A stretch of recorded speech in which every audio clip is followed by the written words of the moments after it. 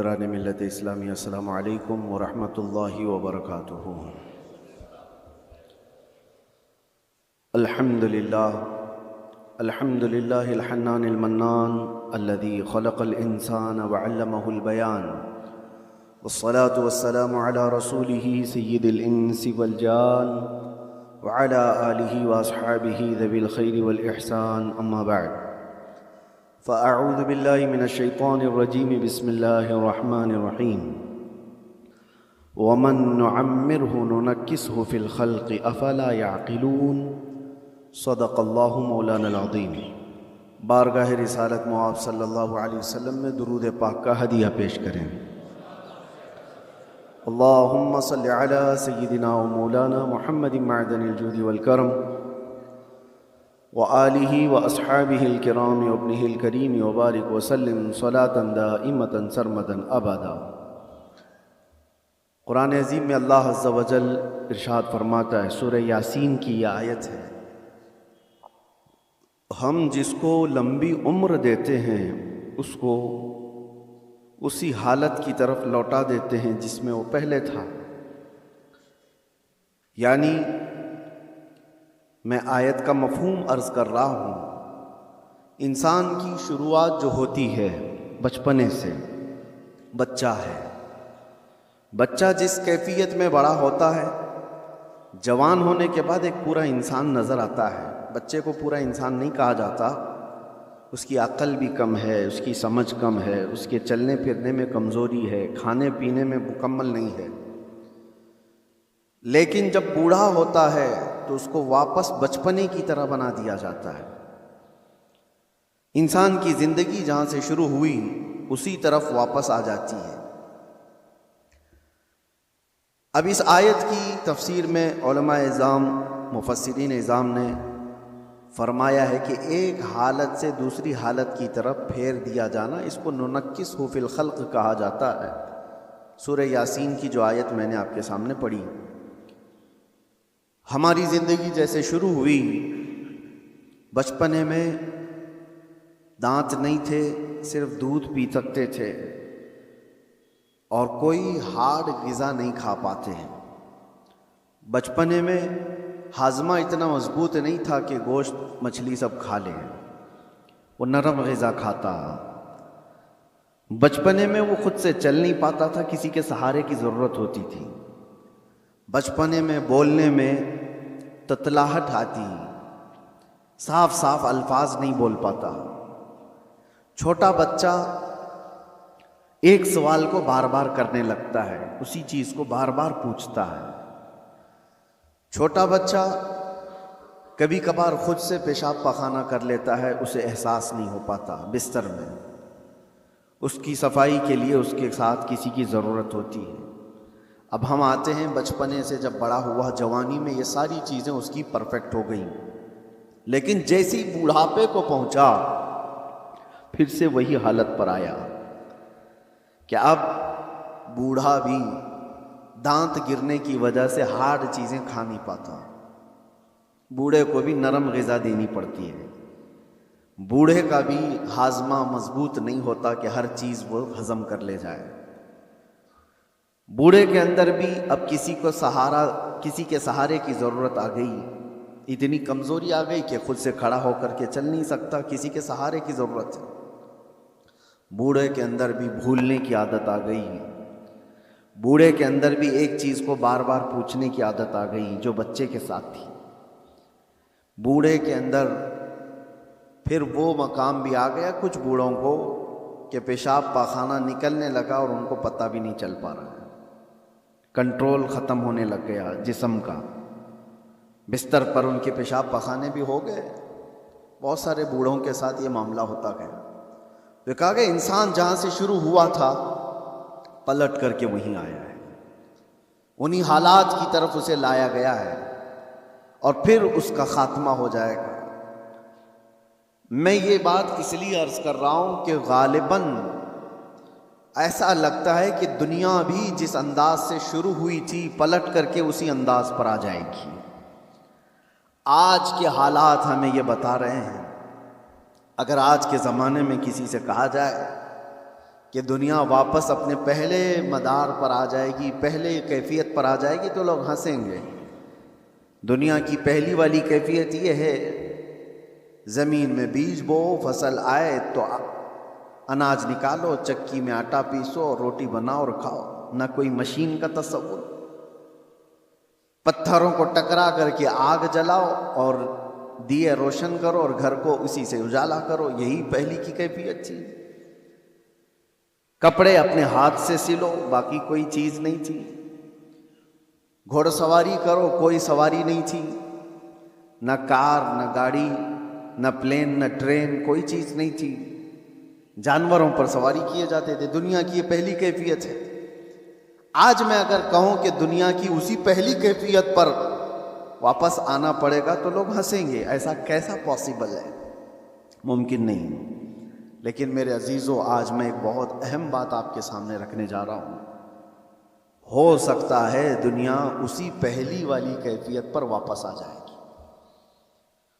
اسی کیفیت پر جہاں سے شروع ہوئی تھی۔ آج کے حالات دیکھ کر یہ لگتا ہے پیٹروٹ میزائل اور نیوکلیئر ویپنز کے ذریعے سے پوری دنیا ایسی تباہ ہو رہی ہے۔ یہ تو ابھی ہتھیاروں کا استعمال پورا نہیں ہوا۔ جو ہتھیار یہ سپر پاور کنٹریز بنا کر کے بیٹھے ہوئے ہیں، ان کا ابھی استعمال نہیں ہوا۔ 1945 میں جو نیوکلیئر کا استعمال ہوا تھا، اس کا اثر آج تک ہوتا ہے جاپان میں، ناگاساکی اور ہیروشیما میں۔ آج سے تقریباً 70 سال پہلے استعمال کی ہوئی چیزوں کا آج بھی اثر ہے۔ نسلیں وہاں کی لنگڑی لولی ہیں، زمین بنجر ہے کہ کبھی سبزہ نہیں اگے گا، اور اس زمانے میں بنایا ہوا وہ نیوکلیئر ویپن تھا۔ 70 سال کے بعد تو ٹیکنالوجی بہت آگے بڑھ چکی ہے۔ آج کے ان کے پاس جو نیوکلیئر ویپن ہیں، جو دانشور بتاتے ہیں کہ ایک کنٹری ہی جس کے پاس نیوکلیئر، امریکہ ہو یا رشیا ہو، وہ 9 بار دنیا کو تباہ کر سکتے ہیں۔ پوری دنیا کی بات کر رہا ہوں۔ اتنے ہتھیار وہ جمع کر کے رکھے ہوئے ہیں، ان کا تو ابھی استعمال نہیں ہے، بڑے بڑے میزائل کا ابھی استعمال نہیں۔ لیکن میں آپ کو جو بات چھیڑا کہ کیا دنیا واپس اپنے پہلی کیفیت پر آئے گی، میں آپ کو بہت کوئی پیشن گوئی کرنے والا، پریڈکشن کرنے والا، اس انداز میں بھوشیوانی کرنے والا اس انداز سے نہیں بتا رہا ہوں۔ قرائن اور قیاس، آج ایک ہی انرجی پر آپ کی روک لگا دی جائے تو دنیا میں ہماری زندگی ٹھپ پڑ سکتی ہے۔ آپ کو پتہ ہے تیل اور گیس کے معاملات میں آج دنیا جوجھ رہی ہے۔ صرف یہ انڈینز کا مسئلہ نہیں ہے، تقریباً دنیا کا۔ اور آپ کو اندازہ ہونا چاہیے یہ جو جنگ چل رہی ہے امریکہ، ایران، اسرائیل کے بیچ میں، سب کو خبر ہے، تقریباً آج انٹرنیٹ سے سب لگے ہوئے ہیں اور خبریں لیتے رہتے ہیں۔ ایران کے پاس ایک ہرمز اسٹریٹ ہے جس سے سارے شپس گزرتے ہیں۔ دنیا وہاں سے اپنے تیل اور گیس اور فرٹیلائزر کی کھپت کرتی ہے، لیتی ہے، دیتی ہے۔ لیکن حیرت کی بات یہ ہے، پوری دنیا وہاں سے جو ٹریڈ کرتی ہے وہ صرف 25% ہے، 75% نہیں، 25% وہاں سے تیل دنیا کا آتا ہے۔ مجھے حیرت اس بات کی ہوتی ہے کہ ایران نے صرف 25% پہ روک لگائی تو ابھی دنیا اس کی حالت یہ ہے۔ صرف ابھی 20-25% کو روکا گیا ہے، سپلائی چین رک گئی ہے، تو ابھی سے لوگ پینک ہونا شروع ہو چکے ہیں۔ یہ تو ابھی آپ کو اندازہ نہیں، چند دنوں کے بعد جو حالات آنے والے ہیں، اللہ ہی خیر کرے۔ شاید ہم لوگ لاک ڈاؤن سے بھی بری حالت کی طرف جا سکتے ہیں، اللہ بچائے۔ یہ تو صرف 25% پر اگر کسی نے روک لگائی ہے تو دنیا پینک ہو رہی ہے۔ میرے عزیزوں، وہ وقت آئے گا، میرے آقا صلی اللہ تعالی علیہ وسلم نے جو قیامت کے قریب ہونے والی نشانیاں بیان فرمائی، اس میں سے بڑی نشانیوں میں ایک نشانی یہ بھی ہے کہ قتل اور خون ریزی بہت بڑھ جائے گی، اتنی زیادہ کہ ایک باپ کی اگر 100 اولاد ہیں تو 99 مر جائیں گے اور ایک بچے گا۔ قتل اور حرج اتنا بڑھ جائے گا۔ مال کی کثرت ہو جائے گی، یہ بھی حدیث پاک میں ہے، جو قیامت کی نشانیاں ہیں اس میں۔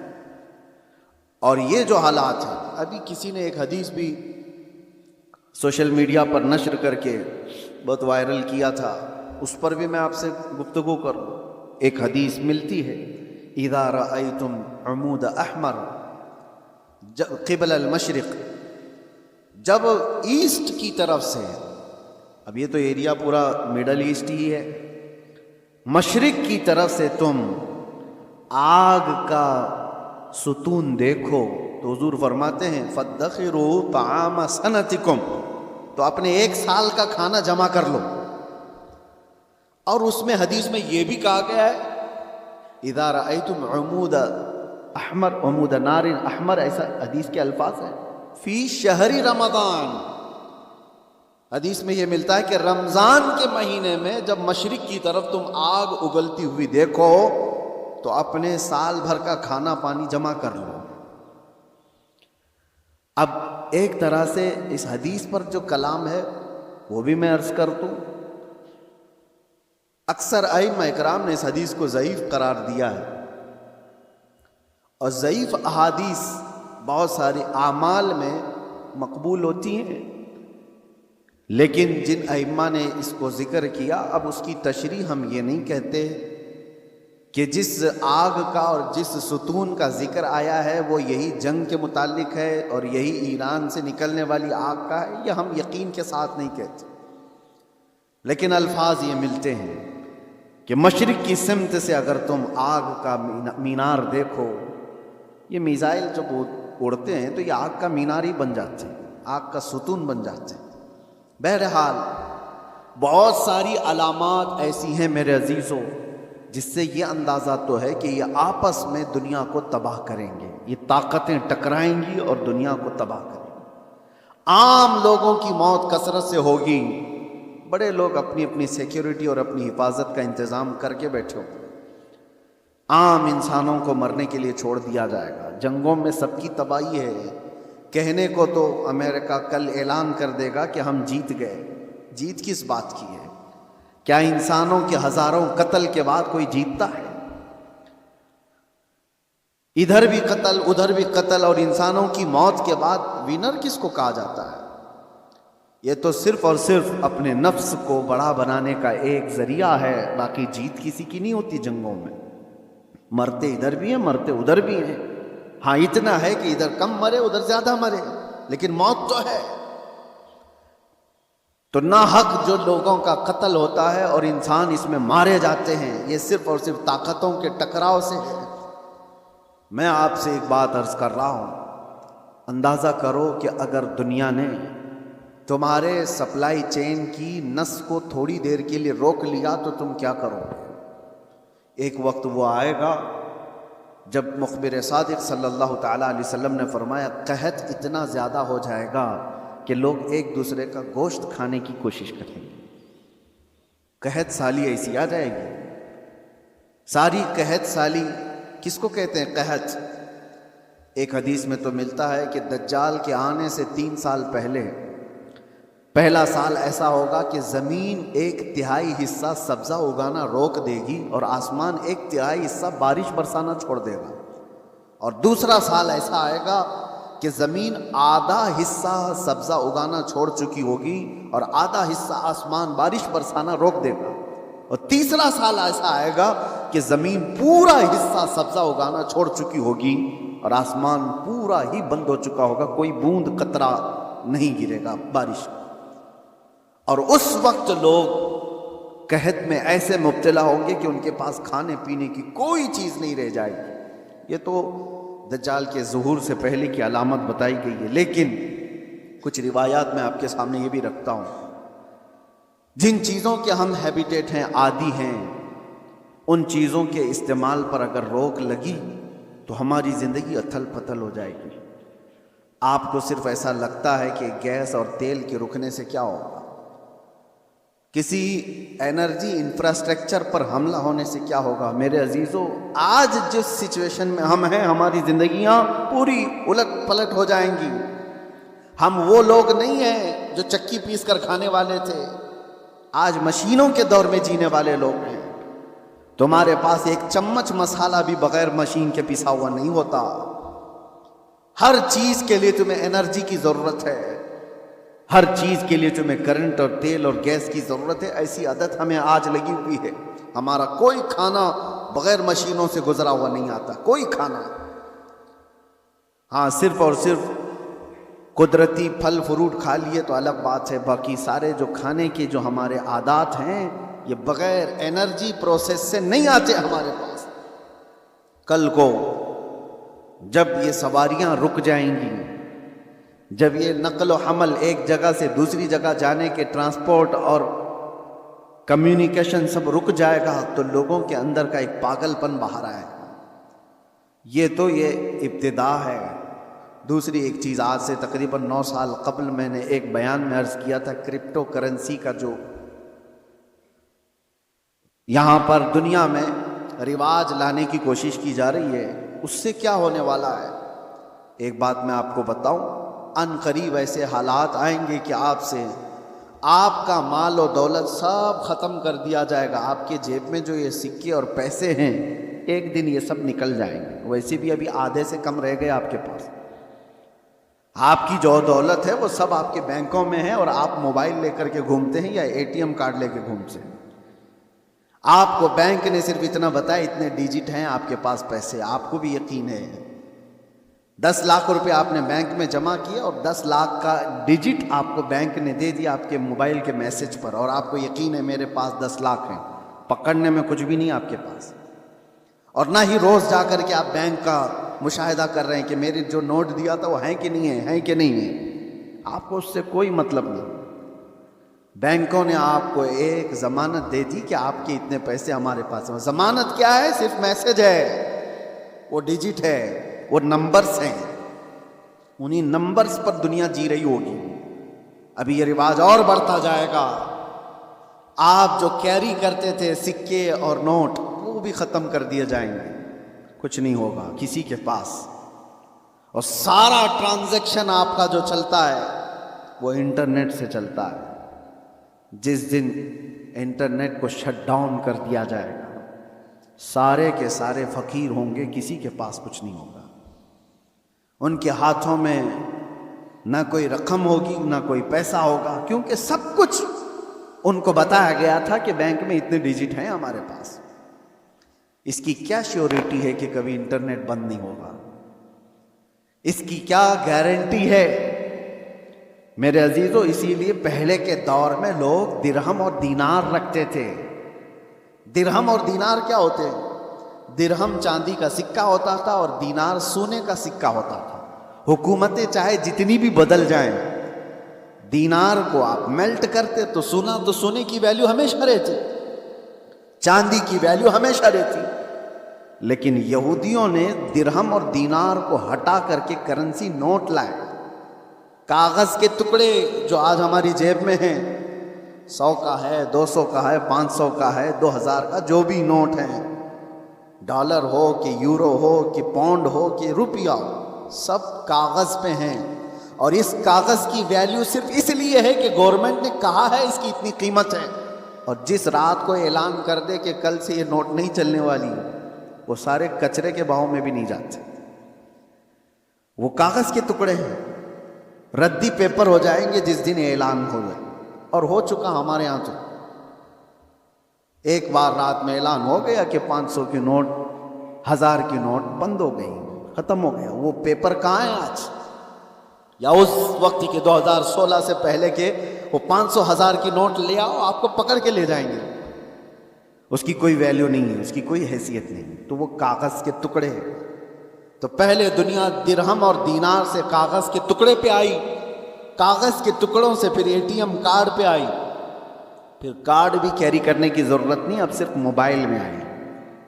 آپ موبائل سے سارا ٹرانزیکشن کرو, ادھر سے میسج ادھر گیا, ادھر سے میسج ادھر آیا. باقی حیرت ہوتی ہے, کبھی ہم ٹیکسی میں بیٹھے 500 روپے ہو گئے, نہ میں نے جیب سے کچھ نکالا نہ اس نے لیا, ادھر سے میسج ادھر گیا, اس کو بھی یقین ہے میرے پاس 500 آ گئے.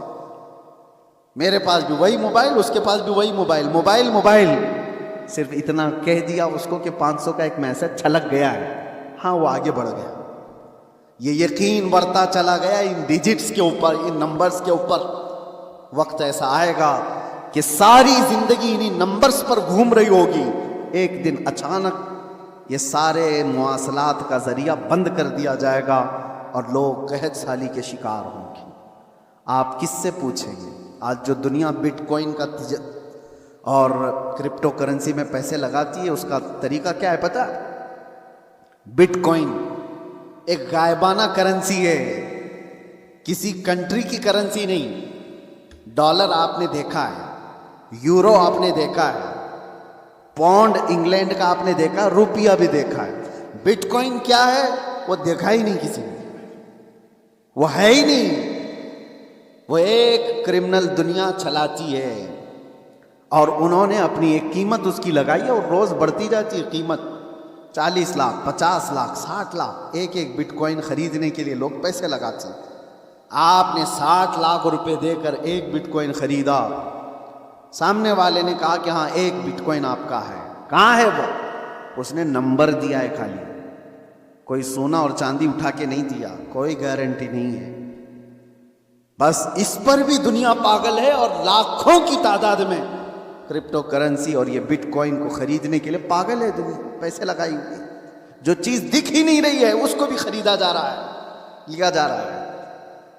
میرے عزیزو، میں آپ کو ان آخری علامات کے بارے میں کہہ رہا ہوں کہ دنیا کبھی ترقی کرتے کرتے کرتے اتنے آگے جا چکی جو اس کی خود کی تباہی کا ذریعہ ہے۔ انسان خود اپنے آپ کو تباہ کر لے گا۔ آج یہ تمام ذرائع پر نربھر ہو کر کے رہنا یہ ہماری تباہی کے قریب جانے کا ہے۔ اب میری باتوں کو کچھ ماڈرن لوگ یہ کہیں گے کہ یہ پرانے خیالات کی بات کر رہے ہیں، ترقی کو نہیں چاہتے ہیں، آسانی کو نہیں چاہتے۔ میرے عزیزو، ترقی اور آسانی کون نہیں چاہتا، لیکن تمہارے پاس شیورٹی اور گارنٹی کیا ہے؟ کسی چیز کی نہیں۔ اور آج دنیا کو جس انداز سے نربھر کر کے رکھا گیا ہے، تقریباً پوری دنیا ایسی ہے آج جو کریڈٹ پر تجارت کرتی ہے، سود پر تجارت کرتی ہے۔ سب کو کریڈٹ کارڈ پکڑائے گئے ہیں، تم سود بھرتے رہو، انٹرسٹ بھرتے رہو۔ لون کی دنیا پر آدھے سے زیادہ دنیا چل رہی ہے۔ میرے عزیزو، یہی قرب قیامت کی علامات ہیں، یہ نشانیاں ہیں۔ میں آج ہی پڑھ رہا تھا حدیث پاک، حضور صلی اللہ تعالیٰ علیہ وسلم کی ایک حدیث ہے، لوگ زنا راستے پہ ایسا کر رہے ہوں گے جیسے گدھے اور کتے کرتے ہیں۔ اور اس زمانے میں سب سے شریف آدمی کون ہوگا پتہ ہے؟ زنا کر رہے ہوں گے لوگ ننگے ہو کر کے، ان میں سب سے شریف آدمی وہ ہوگا جو یہ کہے گا کہ بھائی تھوڑا دیوار کے پیچھے چلے جاؤ۔ وہ صرف اتنا کہنے والا اس زمانے کا سب سے شریف آدمی ہوگا۔ جو گناہ کر رہا ہے ان سے صرف وہ اتنا کہے گا کہ دیوار کے پیچھے چلے جاؤ، اتنا کہنے والا اس زمانے کا شریف آدمی ہوگا۔ وہ زمانہ قریب ہے میرے عزیزوں، اور یہاں تک کہ ایمان والوں کو لوگ تانا مار رہے ہوں گے، اس کو دیکھو یہ مسلمان ہے، اس کو دیکھو، ایسے تانا مار رہے ہوں گے جیسے چوروں کو تانا مارا جاتا ہے۔ ایمان پر زندہ رہنا اور قائم رہنا ایک بڑا مشکل ہو جائے گا۔ آج آپ کے سامنے میں یہ ساری باتیں اس لیے رکھ رہا ہوں کہ ہم قبرستان کی طرف سے گزریں گے تو یہ احساس کریں گے جو قبر میں سویا ہے وہ کتنا محفوظ ہے، کاش اس کی جگہ میں ہوتا۔ حضور نے فرمایا، حدیث ہے یہ، قیامت کے قریب تم قبرستان سے گزرو گے تو یہ تمنا کرو گے کہ قبر میں سویا ہوا آدمی کتنا اچھا ہے کہ وہ مجھ سے پہلے دنیا میں فتنوں سے محفوظ چلا گیا۔ آج یہ سارے فتنے وہ نہیں دیکھ رہا ہے۔ ایک بات آپ یاد رکھ لینا، یہ جنگوں کے حالات دنیا کو ابھی بدل کے رکھنے والے ہیں۔ اگلے سال تک اللہ نے اگر زندگی دی تو دیکھنا دنیا کا نقشہ بدل چکا ہو، جینے کے انداز بدل چکے ہوں گے، بہت ساری نئی چیزیں آپ کو سننے میں آئیں گی اور دیکھنے کو ملیں گی، طور طریقے بدل چکے ہوں گے۔ اچانک ہونے والے حالات پوری دنیا کو اکثر بدل کر رکھیں گے۔ اس لیے ہر گھڑی آپ ایکٹیو رہو کہ ایمان کے ساتھ دنیا سے جانا ہے۔ ان فتنوں کے دور میں ہر گھڑی آپ اپنے ایمان کی حفاظت کی فکر کرو۔ اب جو دور آ رہا ہے اس سے خطرناک دور دنیا کی ابتدا سے لے کر اب تک نہیں آیا، کبھی نہیں۔ اس سے زیادہ خطرناک دور کبھی پہلے نہیں آیا جو آنے والا ہے وہ دجال کے ظہور کا زمانہ ہے۔ نبی اکرم صلی اللہ علیہ وسلم نے فرمایا روئے زمین پر سب سے بڑا فتنہ ہوگا دنیا کا، اور نبی آخر الزماں خود دعا کرتے تھے اللہ کی بارگاہ میں کہ اللہ مجھے دجال کی فتنوں سے محفوظ رکھ۔ تو سید الانبیاء جس کی دعا کر کے پناہ مانگتے ہوں، ہمارا حشر کیا ہوگا، ہمارا حال کیا ہوگا؟ جس کو بچنے کی فکر ہوگی اللہ اس کی حفاظت کرے گا، جو بچنے کی فکر ہی نہیں کرتا ہو، خوف ہی نہ ہو اس کے دل کے اندر، پھر تو وہ ختم ہو جائے گا۔ اب میں ایک اور حدیث بیان کر کے میرے اپنے موضوع کے سلسلے میں نے آج کیوں چھیڑا اس کو، ایران، امریکہ، اسرائیل، یہ دنیا میں ابھی سب کی زبانوں پر چل رہے جنگ کے حالات ہیں۔ اس دوران میں نے حدیث یہ پڑھا کہ دجال کے ظاہر ہونے کا وقت جو ہے وہ اللہ بہتر جانے، لیکن جو جگہ ہے نبی پاک صلی اللہ علیہ وسلم نے فرمایا وہ بھی ایران کی طرف سے ہی ظاہر ہوگا۔ دجال کے ظاہر ہونے کی جگہ جو بتائی گئی وہ مشرق کی طرف سے ظاہر ہوگا۔ ایران کا ایک شہر ہے اصفہان، نبی پاک صلی اللہ تعالی علیہ وسلم فرماتے ہیں یتبع الدجال من اصفہان 70,000، حضور فرماتے ہیں اصفہان شہر سے 70,000 یہودی دجال کی فوج میں شامل ہوں گے۔ اب یہ اصفہان کہاں ہے؟ اصفہان تو یہ ایران کا شہر ہے۔ 70,000 یہودی ہیں یہاں پر؟ نہیں، لگتے تو نہیں ہیں، لیکن حدیث پاک ہے، اللہ کے نبی صلی اللہ علیہ وسلم نے فرمایا 70,000 یہودی دجال کی جماعت میں داخل ہوں گے، وہ ایران کے اس شہر سے داخل ہوں گے، اس کی فوج میں آئیں گے۔ ہو سکتا ہے لوگ میرے اس بیان کو یوں کہہ رہے ہوں کہ یہ ایران کے خلاف بول رہے ہوں۔ میرے عزیزو، آج جن حالات اور جو کیفیت کو ہم دیکھ رہے ہیں، ہم مظلوموں کے ساتھ کھڑے، ظالم کے ساتھ کبھی نہیں کھڑے ہوں گے۔ اسلام کی خاصیت ہے یہ، ظالم کے ساتھ کبھی نہیں کھڑے ہوں گے۔ ظالم امریکہ ہے، ظالم اسرائیل کے یہودی ہیں، پوری دنیا کو انہوں نے ظلم کی چکی میں پیسا ہے۔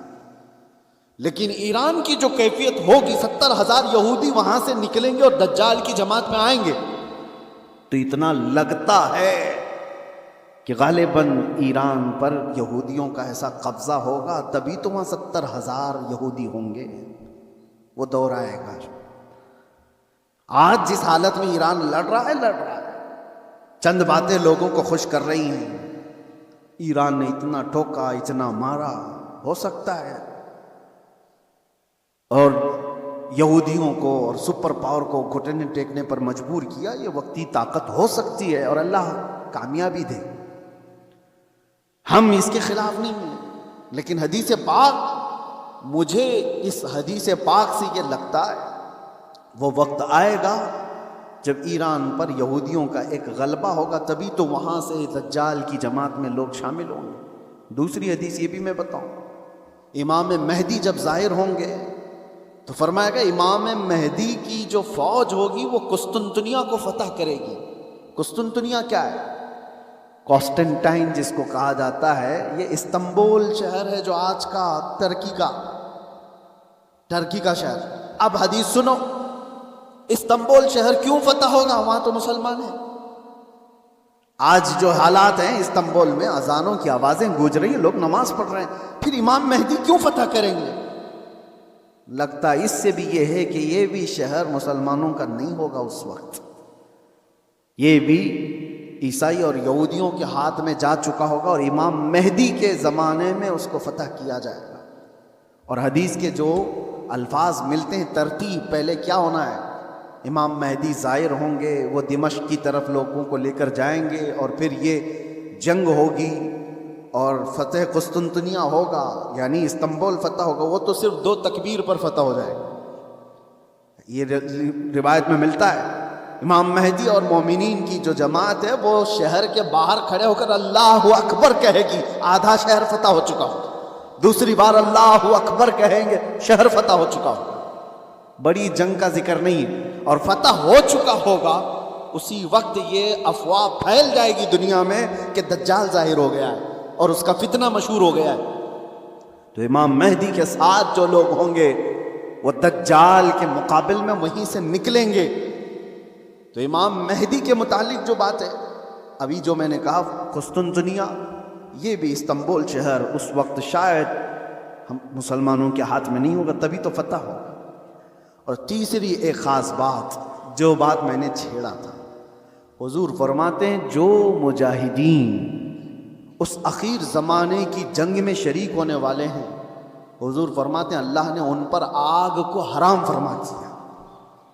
وہ روئے زمین کے بہترین لوگ ہوں گے جو امام مہدی کی فوج میں شامل ہو کر مقابلہ کر رہے ہوں گے دجال سے، لیکن ساتھ میں حضور فرماتے ہیں، اب سنیے توجہ، جس جملے پر مجھے بہت زیادہ تعجب ہے، فرماتے ہیں حضور کہ میں یہیں سے ان کے گھوڑوں کے رنگ کو بھی دیکھ رہا ہوں۔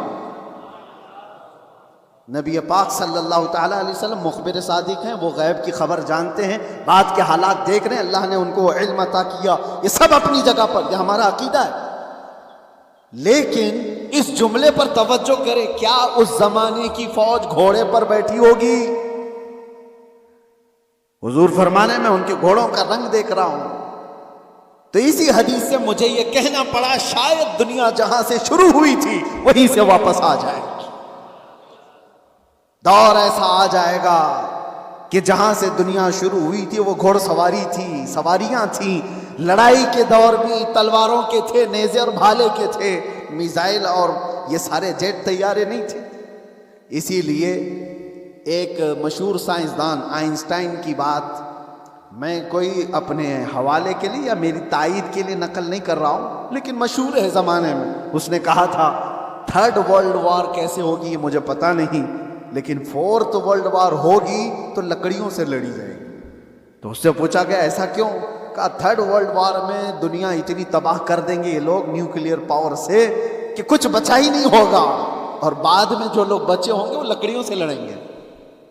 یا اس کے اپنے پریڈکشن ہو سکتے ہیں، میں اپنی تائید میں نہیں کہہ رہا ہوں، لیکن حدیث پاک حضور پاک صلی اللہ تعالیٰ علیہ وسلم فرماتے ہیں۔ اور یہ ایک حدیث یہ بھی ہے کہ دجال جس گدھے پر سوار ہوگا وہ بھی حدیث میں اس کا ذکر ہے کہ وہ 1 میل تک ایک قدم رکھے گا، اور اس کی بھی سواری کا ذکر ہے۔ اب وہ کون سی سواری ہے اس کا ذکر آیا ہے حدیثوں میں، تو ہم احادیث کے ظاہری معنی کو بھی دیکھتے ہیں، اور ہو سکتا ہے اس کا باطنی کوئی اور معنی ہو، لیکن جب تک حدیث ظاہر میں سمجھ میں آتی ہے اسی پر ہم عمل کرتے ہیں۔ آخر زمانہ شاید ویسا آنے والا ہو، اس لیے میرے عزیزو، بہت ترقی پر جو آج عروج پر لوگ ناز کرتے ہیں، شاید دنیا ان کو پٹخ دے گی، دنیا ان کو واپس ان کے نشے کے غرور کو مٹی میں ملا کر رکھ دے گی۔ آج جن کے پاس پیٹروٹ میزائل ہیں، جن کے پاس چاند میں جانے کی صلاحیت، جن کے پاس مرین پنڈبیاں ایسی کہ سمندروں کو چیر کر کے نکلنے والے سارے ہتھیار، سب کچھ تھا ان کے پاس، لیکن جس دن یہ ساری ٹیکنالوجی مار دی جائے گی، ختم کر دی جائے گی، یہ کسی اور کے ذریعے سے نہیں، تم آپس میں مار لو گے ایک دوسرے کو، تم نے بھی ہتھیار بنائے، ہم نے بھی ہتھیار بنائے، دونوں مار لیں گے، ایک دوسرے کو ختم کر دیں گے۔ پھر جینے کا سلیقہ وہی ہوگا جو انسانوں کے ابتدائی زمانے میں تھا۔ انسان دنیا میں جس طرح سے بغیر لباس کے سادہ سا آیا تھا، اسی انداز سے پھر جینے کا طریقہ سیکھ لے گا، اور دنیا وہیں پر آ جائے گی۔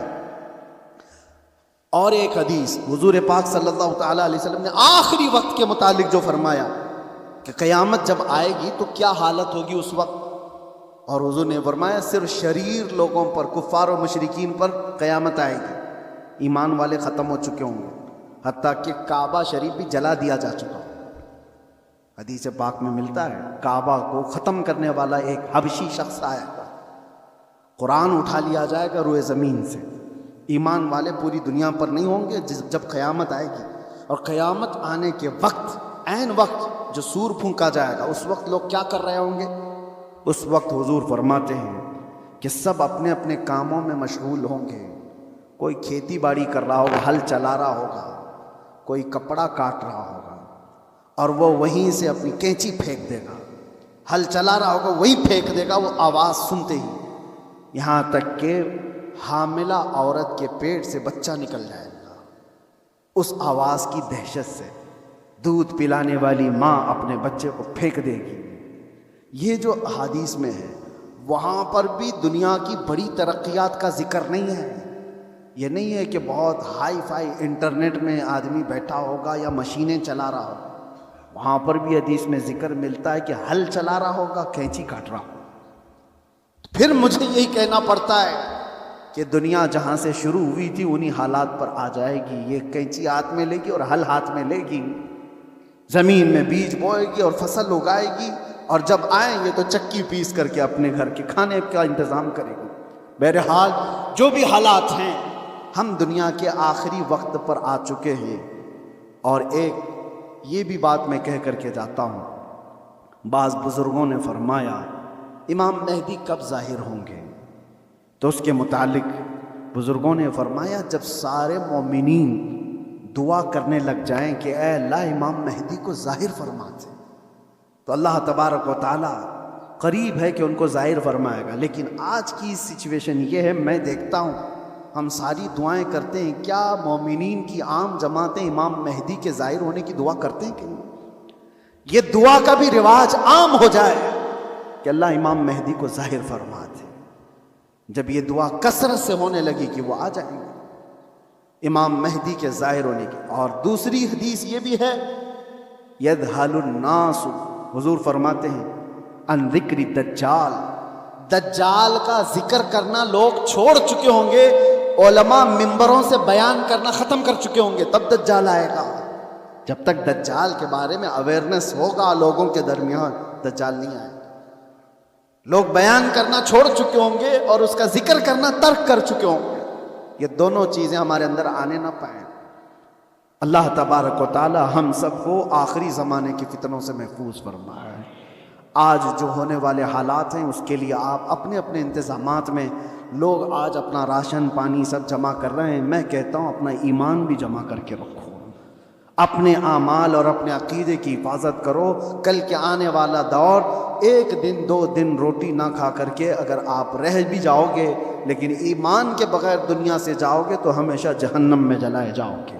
ایمان کی حفاظت بھی آج اتنی ہی ضروری ہے، اس لیے کہ آدمی جب مصیبتیں آتی ہیں تو انکار خدا کر بیٹھتا ہے، وہ لوگوں کے پیچھے چل بھاگتا ہے۔